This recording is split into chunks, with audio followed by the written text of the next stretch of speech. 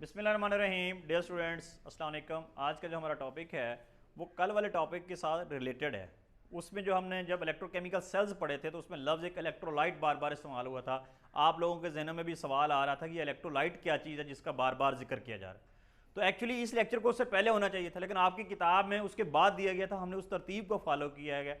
Actually जो है इसको पहले होना चाहिए। चलो आइए देखते हैं कि इलेक्ट्रोलाइट क्या होता है।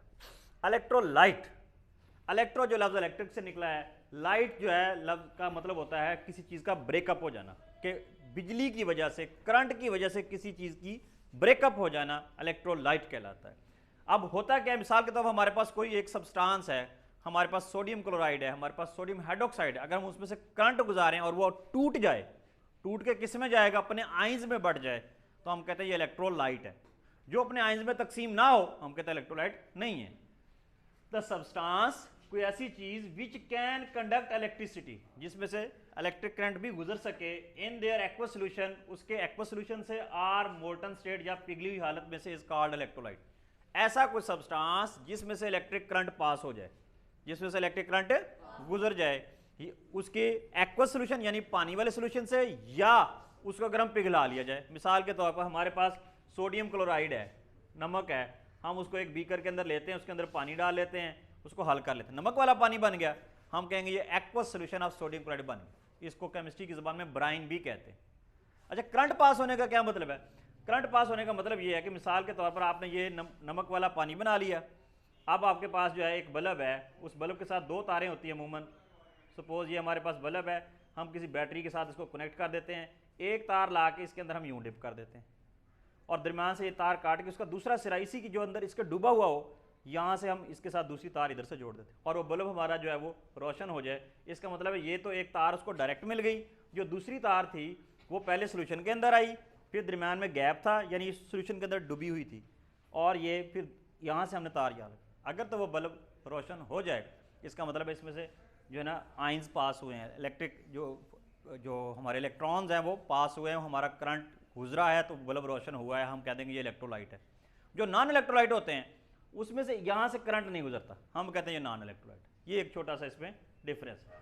दोबारा देखिए जी, द सब्सटेंस, ऐसे सब्सटेंस जिनके अंदर से इलेक्ट्रिक करंट गुजर सके, दो हालतों में, या उस सब्सटेंस का एक्वस सॉल्यूशन हो, या फिर क्या हो, मोल्टन। मोल्टन का मतलब पिघला हुआ, जैसे सोडियम क्लोराइड है, सॉलिड है, आप इसको इतना गर्म करें ये पिघलने लग जाए, फिर इसमें से भी करंट पास हो जाए, तो ये कहलाता है इलेक्ट्रोलाइट।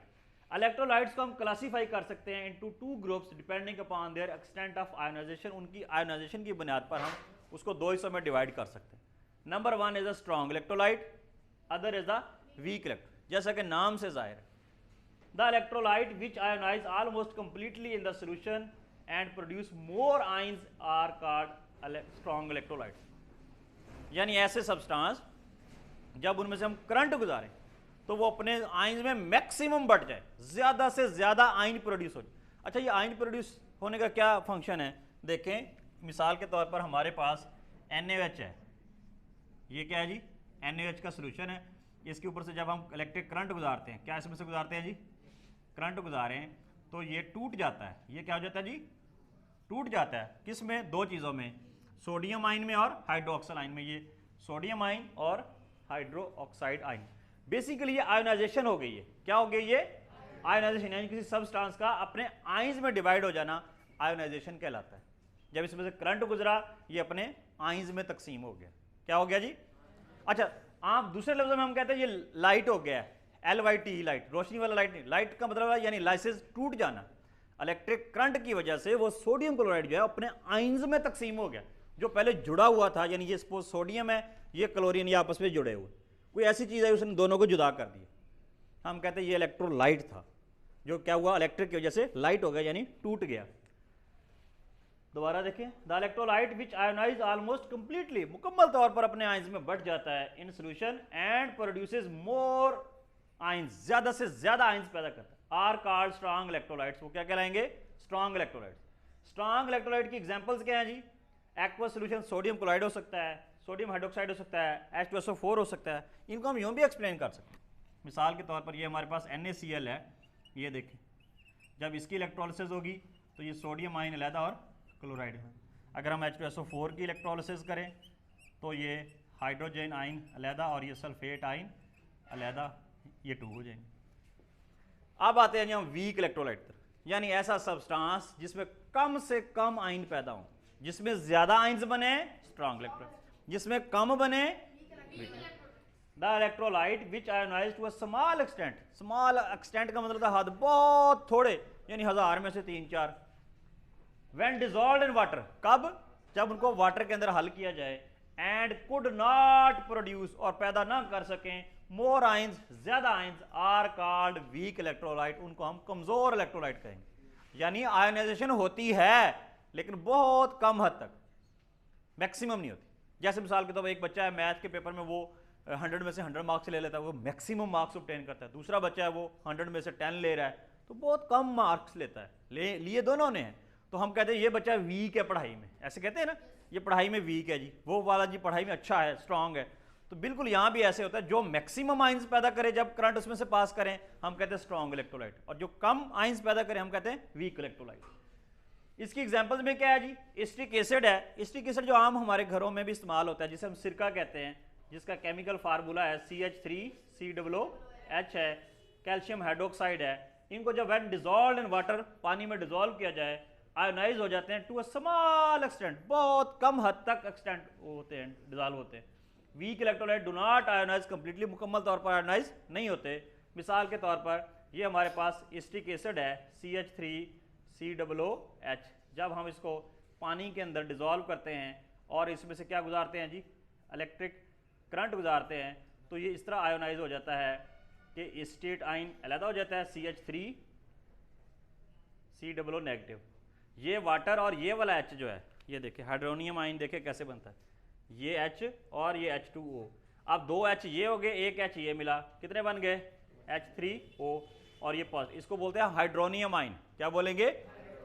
और ये कौन सा है जी? एसीटेट आइन। तो ये तो था G strong electrolyte, weak electrolyte. अब तीसरे नंबर पे नॉन इलेक्ट्रोलाइट, जो इलेक्ट्रोलाइट हो ही ना, जिसमें से करंट गुजरे ही ना, यानी उसकी आयोनाइजेशन बिल्कुल ना हो। Non electrolyte the substance which do not ionise in their aqueous solution and do not allow the current to pass through their solution are called non electrolyte. ऐसे सब्सटेंसेस जिनके सॉल्यूशन में से इलेक्ट्रिक करंट पास ही ना हो, गुजरे ही ना, यानी दूसरे लफ्जों में आयन ही ना बने, तो वो क्या क्या कहलाता है जी?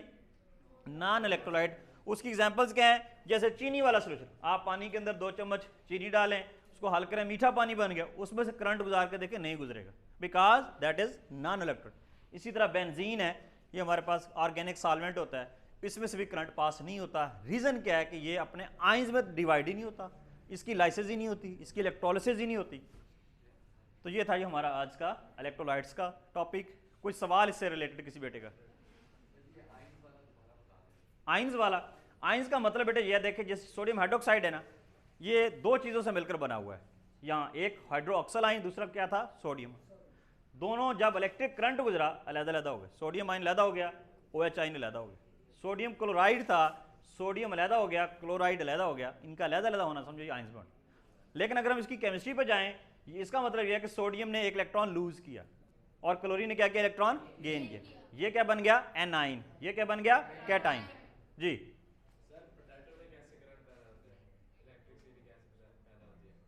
पोटैटो में, यानी ये कहता है जी आलू के अंदर से करंट कैसे पास हो जाता है। अगर हम बेसिकली देखें तो आलू के अंदर भी कुछ इलेक्ट्रोलाइट्स होते हैं, कुछ ऐसे मिनरल्स होते हैं जो इलेक्ट्रोलाइट्स होते हैं, जिसकी वजह से उसमें से करंट पास होता है। जी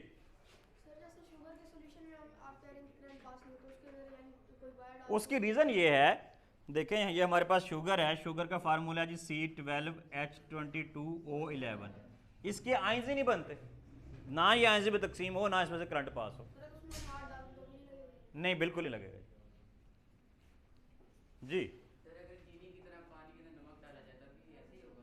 देखिए हम कह रहे हैं जो नमक जो है आपका, जो सोडियम क्लोराइड है, वो तो इलेक्ट्रोलाइट है, उसमें से करंट पास होगा, आपको करंट लगेगा, लेकिन चीनी वाले पानी में से नहीं लगेगा क्योंकि वो नॉन इलेक्ट्रोलाइट।